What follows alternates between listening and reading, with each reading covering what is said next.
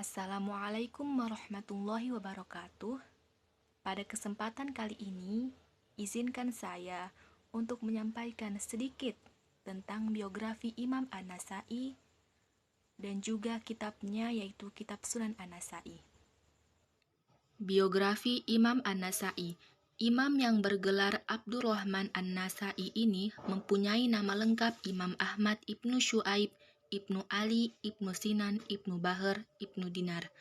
Beliau lahir pada tahun 215 Hijriah atau 830 Masehi di kota Nasa, Khorasan, Turkmenistan. Beliau adalah ahli hadis terkemuka abad 4 Hijriah. Namanya disejajarkan dengan ahli hadis terkemuka seperti Tirmidzi dan Ahmad Ibnu Hambal. An-Nasa'i wafat pada hari Senin tanggal 13 Safar 303 Hijriah.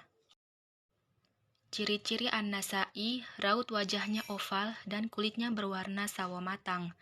An-Nasa'i merupakan seorang lelaki yang tampan, berwajah bersih dan segar.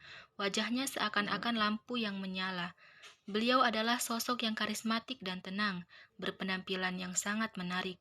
Kondisi itu karena beberapa faktor, di antaranya dia sangat memperhatikan keseimbangan dirinya dari segi makanan, pakaian, dan kesenangan. Sejak usia kanak-kanak, An-Nasa'i sudah menghafal Al-Quran dan belajar ilmu agama di tanah kelahirannya tersebut. Di waktu usia 15 tahun, beliau melakukan pengembaraan mencari hadis Nabi dan berguru kepada Qutaibah Ibnu Sa'id al-Balkhi selama 1 tahun 2 bulan. Kemudian beliau pindah ke Mesir dan lama menetap di sana. Hafalan dan kepahaman yang jarang dimiliki oleh orang-orang pada zamannya.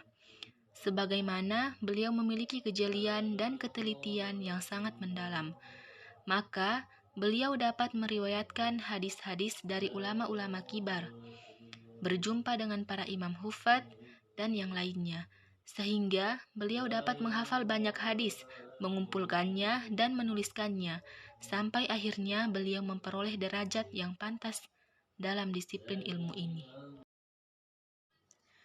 Pandangan ulama terhadap Imam An-Nasa'i. Yang pertama, menurut Al-Asqalani, An-Nasa'i adalah perawi hadis yang mendapat gelar Al-Hafidh.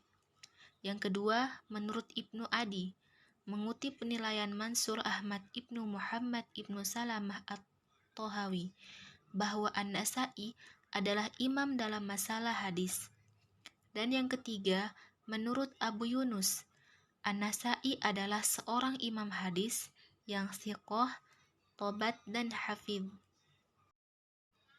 Adapun karya-karya Imam An-Nasa'i, yang pertama As-Sunan Al-Kubra, yang kedua As-Sunan As-Sughra, yang terkenal dengan nama Al-Mujtaba, yang ketiga Al-Khosais fi Fadli Ali bin Abi Thalib, yang keempat Fadailus Sahabah, yang kelima Al-Manasik, yang keenam Kitab Al-Jumu'ah, yang ketujuh Musnad Imam Ali, yang kedelapan Ad-Du'afa wa Al-Matrukin, dan masih banyak lagi.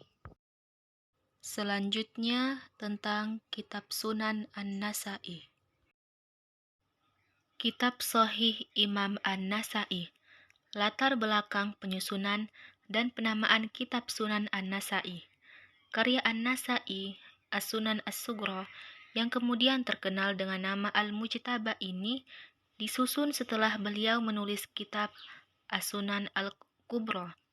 Ketika selesai menyusun kitabnya As-Sunan Al-Kubra, lalu diberikan kepada Amir di Provinsi Ramlah, sang Amir itu bertanya, "Apakah kitab ini sahih semua?" An-Nasa'i menjawab, "Ada yang sahih, hasan, dan ada pula yang mendekati keduanya." Amir berkata, "Pilihkan hadis yang sahih saja untukku." Kemudian An-Nasa'i menyusun hadis-hadis yang sahih saja dalam kitab yang diberi nama As-Sunan As-Sughra. Metode dan sistematika penyusunan kitab Sunan An-Nasa'i. Metode yang digunakan dalam penyusunan kitab ini adalah metode sunan. Hal ini terlihat jelas dari penamaan kitabnya. yaitu Sunan An-Nasa'i. Yang dimaksud dengan metode sunan di sini adalah metode penyusunan kitab hadis berdasarkan klasifikasi hukum Islam dan hanya mencantumkan hadis-hadis yang bersumber dari Nabi Shallallahu Alaihi Wasallam. Adapun sistematika yang digunakan An-Nasa'i dalam kitabnya ini adalah sistematika fikih dalam bentuk bab-bab yang menjelaskan berbagai hukum yang terkandung di dalamnya.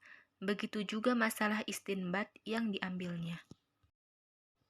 Penilaian ulama terhadap kitab Sunan An-Nasa'i. An-Nasa'i bersikap ketat dalam menyusun kitab sunan ini.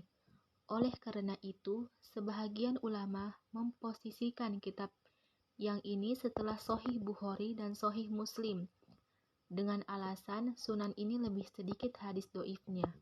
Walaupun demikian, Abul Fard bin Al-Jauzi mengkritik As-Sunan bahwa di dalamnya ada 10 hadis maudhu. Menurut Abu Abdurrahman, kitab hadis yang dikumpulkan An-Nasa'i adalah sebagus kitab baik di bidang penyusunan dan pembagiannya. Komentar sebagian ulama, sesungguhnya kitab An-Nasa'i semulia-mulianya kitab dalam Islam. Demikianlah penyampaian saya pada kesempatan kali ini. Wassalamualaikum warahmatullahi wabarakatuh.